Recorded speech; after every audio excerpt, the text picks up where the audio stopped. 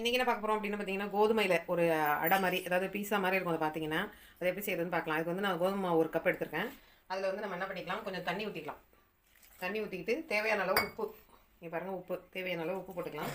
உப்பு சேர்த்துட்டு நல்லா கொஞ்சம் லூஸாக பசஞ்சிக்கலாம். அதை நம்ம டைட்டாக இல்லாமல் இந்த மாதிரி லூஸாக பசஞ்சிக்கலாம்.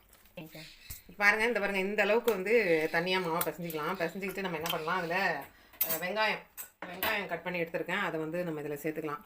சின்ன வெங்காயமாக பெரிய வெங்காயமாக உங்களுக்கு எது முடியுதோ அதை கட் பண்ணிங்க. கொஞ்சோண்டு இஞ்சி அதையும் இதில் சேர்த்துக்கலாம்.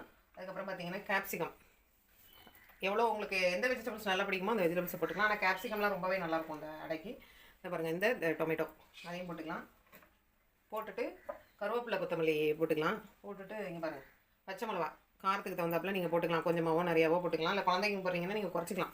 போட்டு இதை நல்லா மிக்ஸ் பண்ணிக்கலாம். நம்ம இப்போ பாருங்கள், இந்த மாவை நம்ம எடுத்துக்கலாம். எடுத்துகிட்டு நான் தோசைகள் போட்டு ரெடியாக வச்சுருக்கேன். அதில் வந்து மாவு நீங்கள் எவ்வளோ சைஸில் வேணுமோ அவ்வளோ சைஸுக்கு இப்படி எடுத்து நம்ம என்ன பண்ணலாம், தின்னாக எவ்வளோ பெருசு வேணுமோ அவ்வளோ பெருசுக்கு நம்ம வந்து அப்படியே தட்டிக்கலாம்.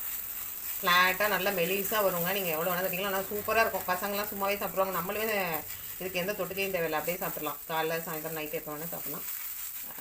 இது கையில் ஒட்டுனுச்சு அப்படின்னா லேசாக தண்ணியை தொட்டிங்க அப்படின்னா நல்லா வரும். நல்லா மேலே வந்து எண்ணெய் ஊற்றிக்கலாங்க. வேகட்டும், நல்லா வெந்தோன்னே பார்க்கலாம். இப்போ அப்படியே திருப்பி போட்டுக்கலாங்க. எப்படி சூப்பராக வந்துருக்கு பாருங்கள். இது மேலே லேசாக நம்ம எண்ணெய் ஊற்றிக்கலாம். இங்கே பாருங்கள், அப்படியே சுவையான அருமையான கோதுமை அடை தயாராகிடுச்சு. சாப்பிட்டு பாருங்கள், சூப்பராக இருக்கும். என்னோடய ரெசிபியை ட்ரை பண்ணி பாருங்கள். என்னோட ரெசிபி பிடிச்சிருந்தா லைக் பண்ணுங்கள், ஷேர் பண்ணுங்கள், சப்ஸ்கிரைப் பண்ணுங்கள். இன்னொரு ரெசிபியோட உங்களை சந்திக்கிறேன். இதை வந்து அப்படியே சாப்பிடலாங்க, எதுவுமே தேவையில்லை. செஞ்சு பாருங்கள், செம்ம டேஸ்ட்டாக இருக்கும். இன்னொரு ரெசிபியோட உங்களை சந்திக்கிறேன். நன்றி, வணக்கம்.